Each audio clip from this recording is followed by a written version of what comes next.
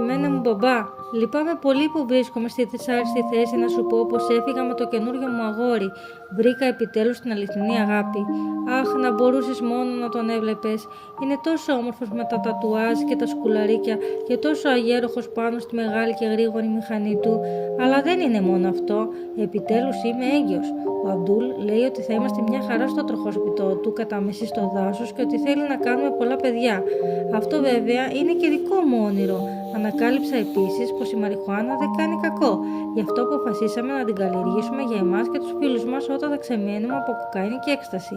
Εν τω μεταξύ, ελπίζω η επιστήμη να βρει σύντομα τη θεραπεία για το έτσι για να μπορέσει ο Αμπτούλ να γίνει καλά. Το αξίζει. Μπαμπάκα μου, δεν θέλω να ανησυχείς για μένα. Είμαι πια 15 ετών και ξέρω να φροντίζω τον εαυτό μου. Και έπειτα, ο Αμπτούλ είναι τόσο δυνατός με τη σοφία και την πείρα των 47 χρόνων του.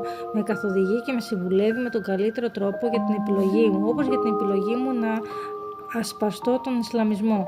Ελπίζω να έρθω να σε βρω σύντομα. Έτσι θα σου δοθεί ευκαιρία να γνωρίσεις τα εγγονάκια σου. Με αγάπη, το λατρεμένο σου κοριτσάκι. Πλάκα σου κάνω, μπαμπά. Κούλα ρε. Είμαι στη Μαρία. Απλώς ήθελα να σου πω πως στη ζωή υπάρχουν πολύ χειρότερα πράγματα από τους βαθμούς του τριμήνου που θα βρεις στο κομμωδίνο.